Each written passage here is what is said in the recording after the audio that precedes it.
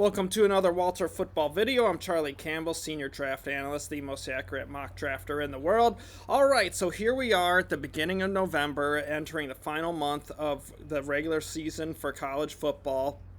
So these are going to be some of the final games that NFL teams get tape for evaluating these quarterback prospects for the 2026 NFL draft. So I thought it would be kind of a good time to dig into these quarterbacks, the top guys, the first round potential guys, and kind of look at the rankings where they are and kind of see how it shakes up as to whether this could be a strong quarterback class or a weak quarterback class, because to me it's really up in the air right now. But let's get into it. So first overall, the first top ranked quarterback right now I have is Alabama's Ty Simpson.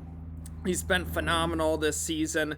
Last year was, Jalen Milroe is obviously the starting quarterback there at Alabama. Simpson gets his shot this year.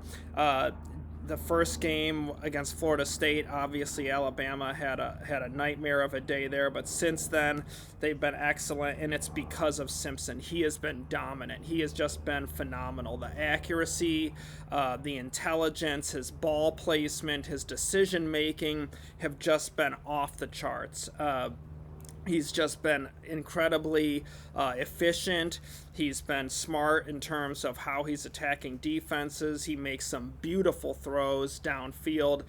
He's just been on fire. So you see that reflected in the numbers. Completion percentage at 68%, 20 touchdowns, only one interception.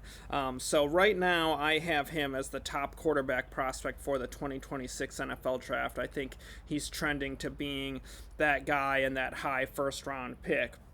Simpson, unlike some of the other quarterback prospects here, is going to have some postseason. Most likely, I don't see Alabama losing to the point where they would get knocked out of the playoff. So I think we'll see postseason games from him. But some of these other guys we may not. So Simpson has more tape coming in addition to the final month of the regular season. Second-ranked quarterback, I have Dante Moore from Oregon. He had a hot start to the season, has cooled off some, has dealt with getting some, banged up, playing with some injuries here in the middle portion of the year, but he's still playing, still having a breakout season. He's shown a really strong arm, can make some beautiful passes downfield, has some mobility within the pocket. He's not going to be a Lamar Jackson running threat in the NFL, but he's not a statue back there either. Has completed 72% of his passes, 19 touchdowns, 4 interceptions, 1,700 yards. Almost 1,800.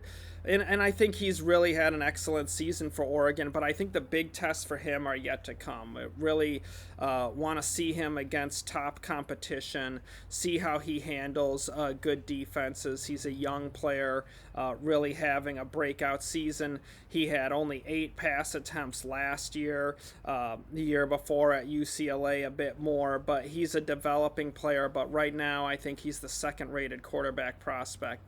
Third, I have Fernando Mendoza from Indiana.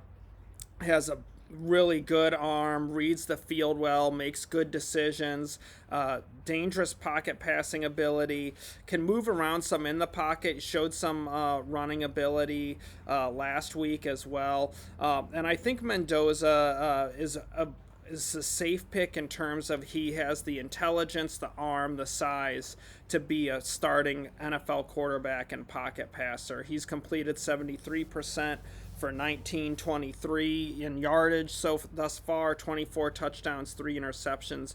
I have him third overall in the quarterback prospect rankings at this point. I could see him being a first round pick, top 16 as well. Now is when it kind of starts to get a bit shaky. So in the fourth rated quarterback, I have John Mateer. He had an excellent start to this season, dominated last year at Washington State, played really well in a breakout year there, has really good arm talent, very accurate at times, but his accuracy is it's a little shaky. He's got some gunslinger to him where he'll make some poor decisions at times, trusts his strong arm too much. I think that was really seen against Ole Miss. He came back too quick from the thumb injury, did not play well against Texas. That game was horrible. But when you look at the earlier tape before the injury, he looks like a Baker Mayfield kind of quarterback, except a bit faster as a runner, and definitely that kind of playmaker who can ad-lib his team into a big play. So I really love Mateer's potential, but how he's played since the thumb injury has been disappointing, so that's dropped him lower. I have him fourth right now. I think it'd probably be best for him to go back to Oklahoma rather than enter the draft at this point if he doesn't turn things around in this final month of the year. If it's only a couple rough games, NFL teams will look past that, especially a player playing hurt, trying to do everything he can to help his team.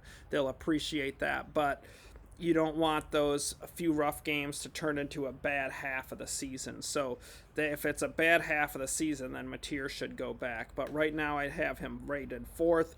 Fifth, I have Lenora Sellers from South Carolina. Man, when he is playing well, he is a really dangerous, effective quarterback. His escapability is incredible. What he can do to dodge sacks in the pocket is elite. I mean, he has a very rare ability to shake tackles, dodge tacklers in this confined space, and then escape for yardage or escape to make a throw downfield. Has a power arm, can throw some beautiful deep balls, but the consistency is a problem. He's inaccurate at times, will have some wide open guys that he misses, just needs refinement there, needs a lot of work. I think it would be best for him to go back to school and improve before he goes to the NFL, but a lot of people are, sources with teams and agents and whatnot think he's probably going to come out. But he is a kind of, boom or bust quarterback. I mean, boom potential a la Josh Allen in terms of his skill set with what he can do as a runner and a big-time arm. And Josh Allen came into the league very similar with accuracy concerns against Wyoming. At Wyoming, he had some games that were rough on tape, and the Bills have developed him into one of the best players in the NFL. But so that's like the hope. But then the risk is a player like Anthony Richardson, who Sellers has a lot of similarities to as well in terms of the accuracy, the rawness, needing development, inconsistencies in the mechanics there, leading to balls going way off target, missing wide open receivers in the short to intermediate part of the field that you have to make that completion. So it's very much boom or bust right now, and I think Sellers should go back, but right now I have him the fifth rated quarterback for the next draft. Next up, this is where I think we're kind of getting into quarterbacks that likely are going back or more likely to be potential day two picks. So Nico Iamaleava from UCLA, I just think that he should go back to school, but his potential is really impressive. What he did against Penn State was incredible. He put the team on his back, got them their first win of the season against a more talented opponent, was just incredible on the ground with what he did as a runner in that game, made some big plays with his arm. So he's got a great skill set, no doubt about it. 6'6", 215, good arm, dangerous runner. I think that the potential is there. I'd like to see him in an offense that gives him more to work with. The UCLA offensive line is not impressive at all. Sellers, same thing. It's horrible offensive line play at South Carolina this year that's really hurt him in what he could do.